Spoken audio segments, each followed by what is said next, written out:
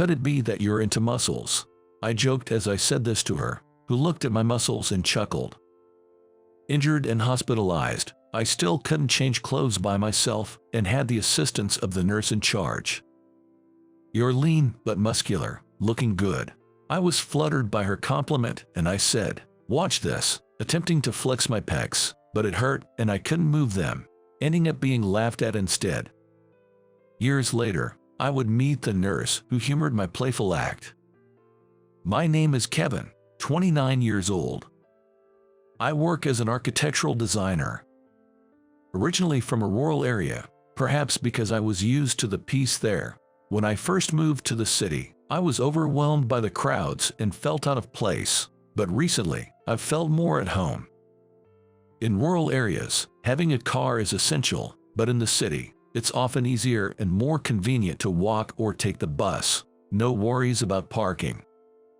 My current job is about a 20-minute walk from my apartment. It's a bit of a distance, but considering I have a desk job, the walk serves as good exercise. One evening after work, just 5 minutes into my walk, I was suddenly caught in a downpour. The rain quickly intensified, so I headed to a nearby convenience store to buy an umbrella. As soon as I arrived, it began pouring cats and dogs. I was about to leave the store with my new umbrella when I bumped into someone rushing in to avoid the rain. "Oh, I'm sorry," I blurted out without thinking. However, the rough-looking man who bumped into me headed into the store, clicking his tongue. He's the one who bumped into me, but he sure has an attitude. Just then, our eyes met, and he gave me a hard stare. As I was about to continue on my way, the man said, "Wait a minute, Kevin. Do I know this rough-looking guy?" I couldn't remember him. "It's me, Bob. Don't you remember? We were in the same class in middle school." Hearing this, a faint memory returned. "Oh, Bob, right. I didn't recognize you," I said with an awkward smile. With his nearly blonde hair, clunky necklaces, and sloppy shirt, he looked nothing like the studious guy from our school days. Bob, with a delighted face, said, "Hey, long time no see, Kevin. You living around here now?" "Jerry, working and living here. This is the first time I've run into someone I know around here." I couldn't help but smile, genuinely surprised. "But Kevin, you haven't changed a bit. That plain outfit, I noticed you right away."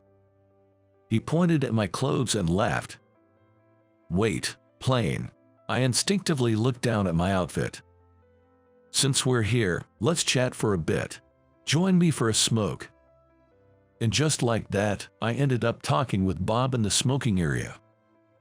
"Oh, Kevin, you don't smoke. My bad."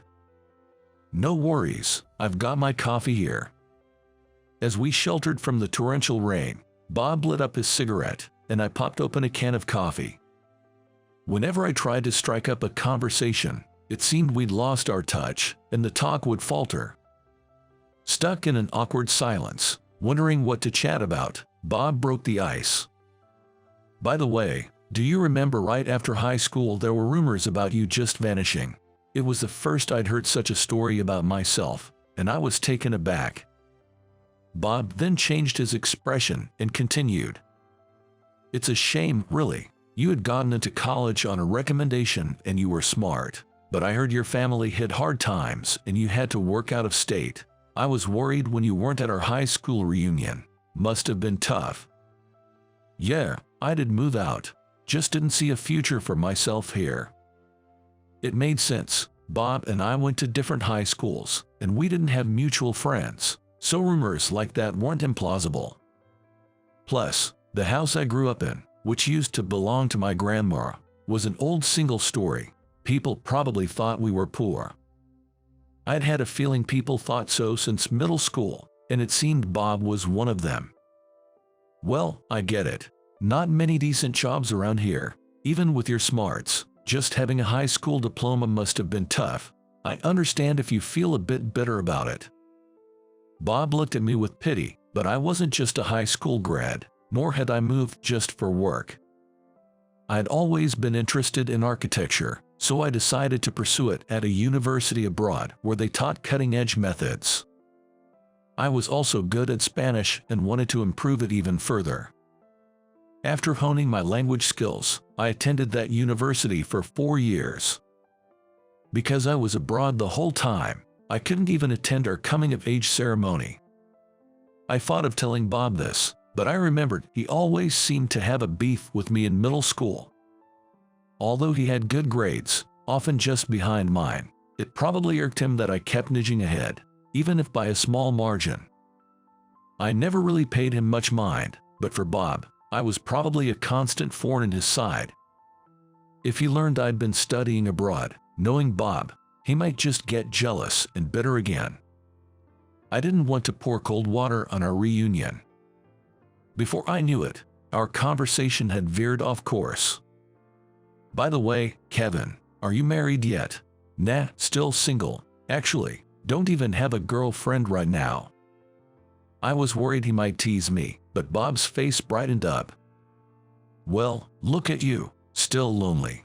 Hey, I often organize a party. I'll invite you next time. I can easily round up some cute girls. Let's swap numbers," Bob said, offering his cell phone. I wasn't too keen, but turning him down felt wrong, so I exchanged numbers. That's how, after more than a decade, my friendship with Bob resumed. I often felt like I was just making up the numbers, but Bob would frequently check in and invite me to mixers. The other guys invited were all easygoing, and I was mostly the wingman. I might not always keep up with their energy, but I didn't mind these events. I was content just listening. Then, on one of those mixers, "Sorry, Kevin. 2 guys canceled for tonight." I arrived at the bar early, and Bob made an apologetic gesture. Now with a 2-on-4 situation, I wondered how the night would pan out. Soon after, the girls arrived. "Sorry we kept you waiting, Bob. We've told everyone it's 2-on-4. Let's just have fun and treat it like a dinner party. Don't worry about it, just eat and drink," the organizer from the girls' side suggested, and the other 3 women all nodded in agreement. All of today's members are said to be nurses. I'm impressed that Bob always managed to organize it so that every woman who came was always beautiful or super cute. Even today, I think there are some pretty ladies around. Glancing at them, one girl catches my eye immediately. It's not just that she's my type, she's exceptionally cute. Sure, there have been many beautiful girls before, but none that have caught my attention like this one. However, I feel like I've seen her somewhere before. While I'm wondering if it's just my imagination, introductions suddenly start. Bob and I go first. We simply share our names, ages, and mention that we were middle school buddies. The women's introductions go similarly, but when I hear the name of the girl I've been curious about, it jogs my memory. Amanda. Wait, could she be? I think that, but I can't be sure. Although curious. It's a common name, but she does look familiar. While thinking all this, I end up just listening and occasionally glancing at her without initiating any conversation. Even though there are only 2 men, including Bob, I, not being much of a talker, find it hard to start conversations. Thankfully, the ladies initiate topics, and one of them seems to be good friends with Bob, keeping everyone laughing and entertained. I join in the laughter and nod in agreement from time to time. However, with no other men around today, my quietness is quite noticeable. Man, this guy is always so quiet and boring. Even back in middle school, he'd just study all the time. He's always been a quiet, dark sort of guy. A tipsy Bob says, laughing and poking fun at me. Really? Well, he's still better than you. The lead woman snaps back at Bob, making everyone laugh. But a drunk Bob, getting carried away, begins to blabber on about me. "You know, this guy lived in a super rundown house. You know those old-fashioned bungalows? Seriously, it really was poor. I wonder how he lived there. He was smart, but because of his family's financial situation, he went to work right after high school. Didn't even show up for our graduation. I was worried. But then, I ran into him the other day. Bob spoke of me in a mocking manner, enjoying every bit. I could have chimed in and said, "No, that's not true," but honestly, telling the truth in this situation might have upset the drunken Bob even more. So, I just played it cool with a polite smile and let Bob carry on with his story. I always thought it was a waste. His grades were almost at my level. Well, my family had money, so I went to a prestigious university. In the end, I've done better. I'm the star player at my company, on the fast track to success. Just being a grad from a famous university has its perks. Haha. Bob kept on, each comment more belittling than the last, clearly too drunk. Enough already. Just thinking about it makes me feel pathetic for not speaking up, but when someone's as drunk as Bob is now, it's hard to handle him. Still, Bob seems to be in quite a playful and mischievous mood today. Exasperated, I decided to excuse myself saying, "I'll be right back, need to use the restroom," and left my seat. Bob's being such a handful today. On my way out of the restroom, I bumped into a lady named Amanda who was telling the waitress, "Sorry, can I add 2 more of those to my order, please?" "Oh, hello there." She noticed me, smiled warmly and said, "Hey." I tried to reply casually, but ended up being awkward about it. Seeing my reaction, Amanda chuckled. "Hey, Kevin, do you remember me? We met a few years ago." Amanda looked at me as if testing my memory. "I thought so. You look familiar, and when I heard your name, it rang a bell, but I couldn't place it right away. Thank you for everything back then." I gave a nod of appreciation, making Amanda chuckle again. "Oh, I just remembered." I was startled by Amanda's sudden exclamation. "About what Bob said earlier, about you being a high school graduate, isn't that wrong? You had just graduated the university and started working at that time, right?" I was surprised she remembered. "Of course I remember. Never underestimate a nurse's memory," she said with a laugh. "So, did you achieve your dream of becoming an architect?" "Yeah, I did." She clapped her hands in joy and said, "That's great. Congratulations." 5 years ago, I was walking to work when I got involved in a traffic accident. It was a collision between 2 cars, and the impact caused one of the cars to veer onto the sidewalk, hitting me.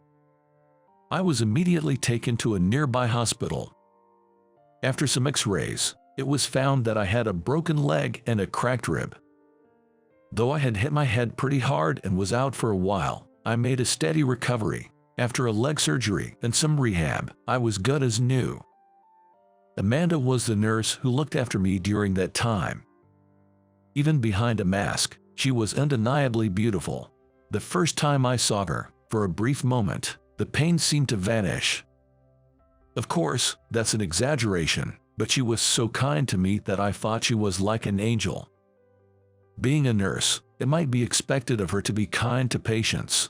However, when she would say things like "You're getting better little by little," and cheerfully engage me, or make small talk during 4 changes or blood draws, those moments, brief as they were, brought joy to my otherwise monotonous hospital stay.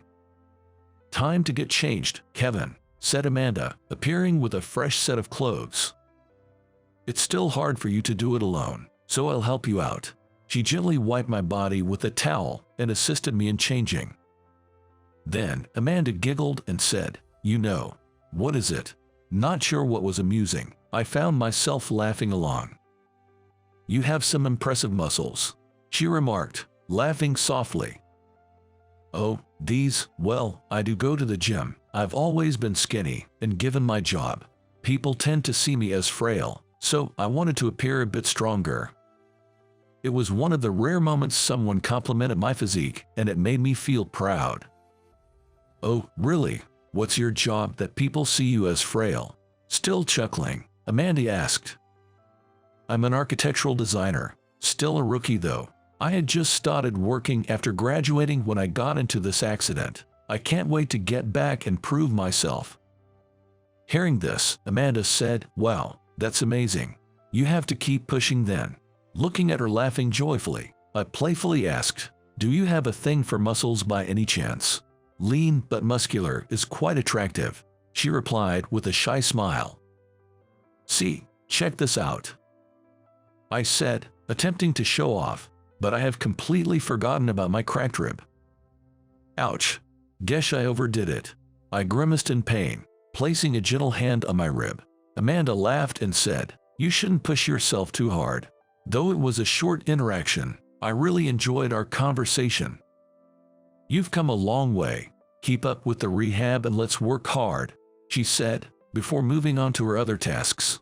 After that day, Amanda wasn't my attending nurse anymore. I heard she was transferred to another department due to staffing shortages. I wished I could have gotten closer to Amanda, thinking that as I went through my remaining days in the hospital. Eager to get discharged and get back to work, I was working hard on my physical therapy. While moving from my room to the rehab room, I kept aimlessly wandering around hoping to bump into her. Hoping by chance to see Amanda, but never did. Yet, whenever I remembered Amanda complimenting my muscles, I felt motivated, not just with the usual therapy, but in my room. I secretly worked out, ensuring my arms wouldn't lose strength until my discharge. In the end, I never saw Amanda after that day and buried my feelings for her. But now, 5 years later, those feelings were awakened. You still look so fit. Maybe Amanda was a bit tipsy as she laughed, touching my biceps. When I heard your name today, it sounded familiar, but couldn't quite place it. Back then, you had so many bruises on your face and brown hair, right? Now it's black, and you seem more gentlemanly. Then I remembered the slim yet muscular guy. With that, Amanda showed her brightest smile of the day. As our conversation drew to a close, she said, let's get back to our seats. And we returned together. Hey, where have you been? You took forever. It seemed like Bob, maybe even more drunk than before, was swaying with glazed eyes. From the looks of it, the other women were slightly put off, perhaps tired of his constant complaints and bragging. Kevin is so darn slow. Bob seemed about to go off on another tangent, but Amanda quickly started a conversation with me. By the way, Kevin, do you also design places like this? Huh? What kind of design? What are you guys talking about? The others, now curious, all turned to look at me. Yeah, sometimes I do. So you've become a full-fledged professional, Amanda said with a pleased expression. Wait, Amanda, how do you know that? What do you do for a living, Kevin? As everyone started asking questions. Amanda jumped in. He's an architectural designer. Immediately, the other women began bombarding me with questions. What projects I was working on, which buildings I'd been involved with, which company I was working for, and I answered each in turn. When I glanced at Bob, his drunkenness seemed to have completely worn off, and he sat there, mouth agape, frozen in shock. Well, that's expected. To think that the guy he deemed beneath him was actually working at a major architectural firm. Conversations also touched upon college, and Bob found out that I had studied abroad. Despite his earlier boisterousness, Bob was so shocked he couldn't find his words. After a while, one of the women said, by the way, haven't you guys noticed? Kevin's muscles are amazing. Really? I was a bit curious about that too. The atmosphere got livelier. Didn't you say you could flex your chest muscles? Amanda exclaimed. Oh, I want to see. And let me touch it too. Everyone was eager, and when they saw the twitching motion, all the women, including Amanda, cheered with joy. Suddenly, I was the center of attention, while Bob was left out, looking sulky. It was the first time I had ever been in the spotlight like this, and honestly, it felt great. As we were about to leave, the female organizer said, "Can we get the check, please?" to the waiter. However, the waiter smiled and replied, "It's already been taken care of." Everyone was surprised and asked, "What do you mean?" I shouted, "Tonight's on me." Although I do think it's simple-minded of me to be pleased by the attention, it was the most fun gathering I've had. so I generously paid in advance. Everyone tried to decline my offer, but in the end I insisted. I really want to treat everyone today, and they gratefully accepted. After that day, Bob never invited me to another party. He hasn't contacted me, and I haven't reached out either. However, the bright side is that after that gathering, I managed to exchange contact details with Amanda.